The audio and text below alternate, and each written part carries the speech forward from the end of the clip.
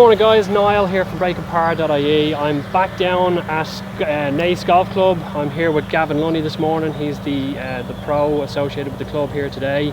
And the focus is really going to be on the short game. So I've been working with Gavin for the last number of months. Have made some great progress on the longer game, and now really need to start focusing on the shorter game, and that's what we're here to do today. So Gavin, maybe you could give us a couple of minutes on what you'd like to focus on.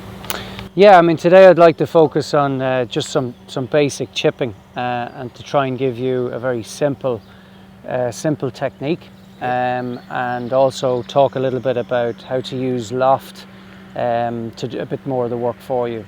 So try and keep the technique the same, change the loft depending on the shot that you have, and then we'll talk a little bit about the psychology and maybe the decision making on some of these shots as well, because obviously different lofts for different distances, etc. So let's get started. Well, I wouldn't call it a philosophy, but because it's a widely used technique, but I try to let the loft do as much of the work as possible. So for me, chipping is very much an extension of putting in terms of the stroke. So try and keep that at the front of your mind. I also like to keep the setup pretty neutral. So some people like to put the ball back in the stance, put their hand forward, lean a lot of weight onto their front foot.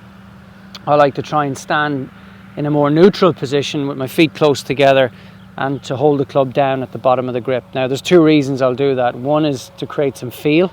Obviously the closer my hands are to the club face, the more feel I can generate, but also to reduce leverage in my wrists, because again, like a putting stroke, we want to try and generate this stroke from your shoulders. So as I said, feet close together, holding the club down at the bottom of the grip. I might have a sense of a little bit more weight on my front foot, but it's certainly not an exaggeration. As I said, I'm just trying to let my shoulders do the work, almost imagining I have a putter in my hand, and from there then just let the club swing back and through. Do you want to try a few? Yeah, absolutely. What do you want to go with first? What do you see? So I would normally step onto that and look to hit a 7-iron. Okay. That seems to be a preferred club for me. I like the idea of trying to get it on the ground as quickly as I can and run it in. And it's probably the most successful one. If I use something more lofted, I find I'll top an awful lot, or the land here,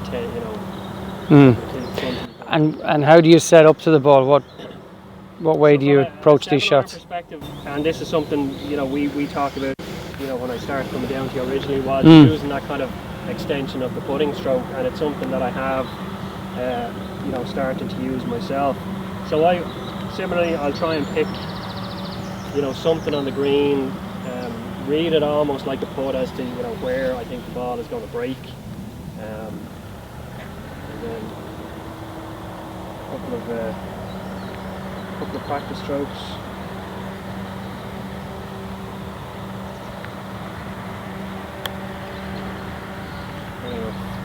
Okay, try again.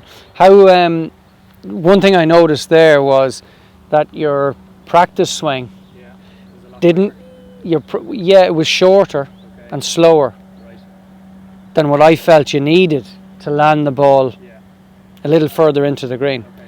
Your practice stroke and where the ball actually landed looked... Yeah, it barely made the green. Yeah. Filled in what you got, in other words. Okay.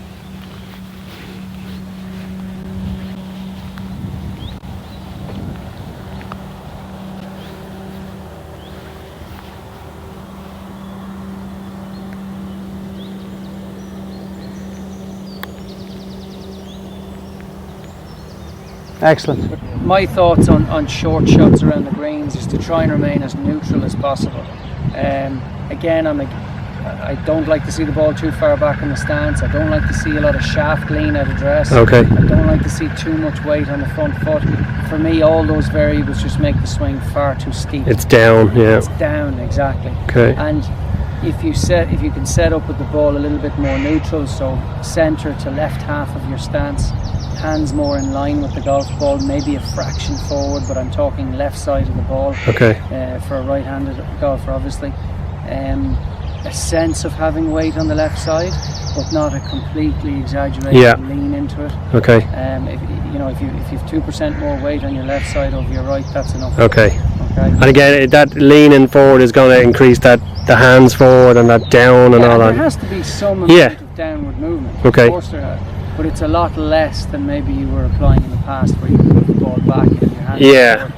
You'd aim to hit the ball first. Yes. When you have the ball too far back in your stance and you increase your angle of attack too much by exaggerating the variables we talked about earlier, the leading edge is being driven towards the ground on the ball. Yeah. Unless you get all three at the same time, then the leading edge is going to be like a knife through butter into the ground, or you're going to come down too steep and hit the ball halfway up and thin it through the green. Okay. Or recognise coming halfway down, if you're too steep, and go the opposite way. Okay. Either way, it's not helping you. Okay.